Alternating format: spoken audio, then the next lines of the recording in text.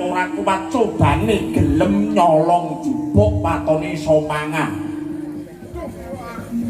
Wong lanang bagus niku nggih dicoba, wong wedok ayu nggih dicoba. Wong lanang bagus ora kuat cobane gelem nindakake lan gelem nindakake hartaning hawa nepsu. Wong wedok ayu ora kuat cobane rame 300.000 sepi yo 50.000 niku enten mriku niku. Murah men kok 50 kok murah men. Kowe meneng kok.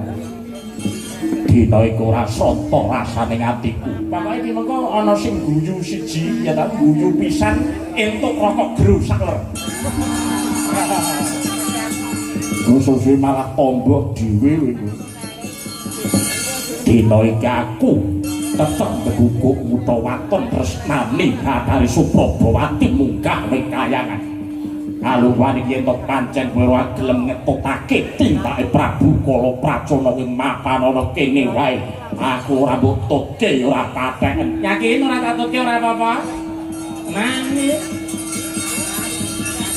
Nyapa to nyetrumi nyapa to. Sokok barang iki kudu melu terus mi. Iya. Angger aku ora mayang aku mesti ngetutke kowe wis tok tenang ae. Muka oleh kayangan harus susah Allah balik.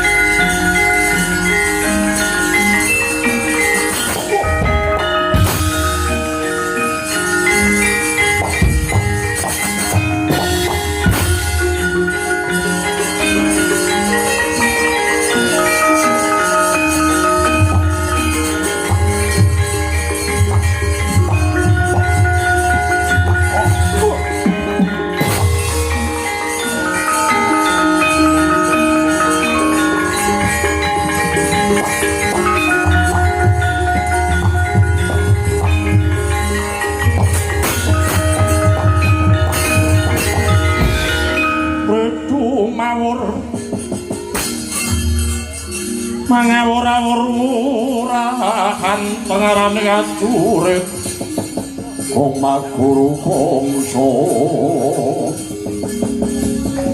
tatakaya putula korban riting turang gesti yang tuaca kang kekitir ora kata ingkang tuaca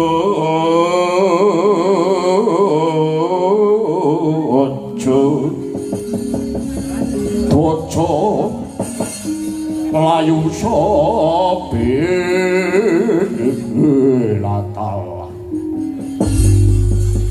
dawa pangandikane Sinun Prabu Kala Pracana supaya mungkah oleh kahyangan Suralaya bakal tak jaluk sepisan kas Bathari Supraba para dewa ing kahyangan kalungguhan dina iki kowe ra ngulungake Bathari Supraba ora mung Bathara Guru sing tak unta ing kahyangan Suralaya bakal mapan oleh sadroning wadukku kene.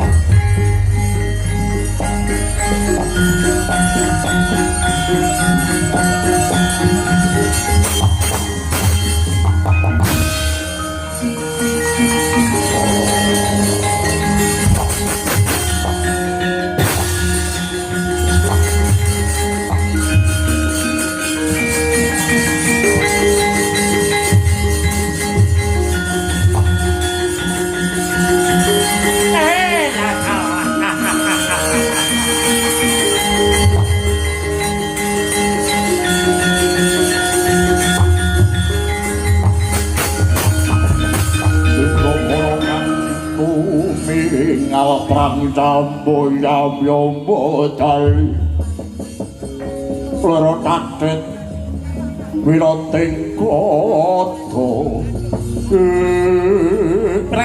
kenyang pak pong buk kolok kali jote sapa sing gawe ada bakso jenenge rombok rambut dawa jenenge gondrong anak druwa jenenge grandok bojo ayu moblong-moblong tinggal jagong cengklak. Kalau ora gitu. Ora pati den ora usah ngeyel. Den ora den sing penting ngeyel. Mriko pukulun Bathara Narada. Ya anggere model sing kaya teko ya kuwi iki ya pukulun Bathara Narada. Kok kaya ngene baguse pukulun Bathara Sambo kan ya ora ana.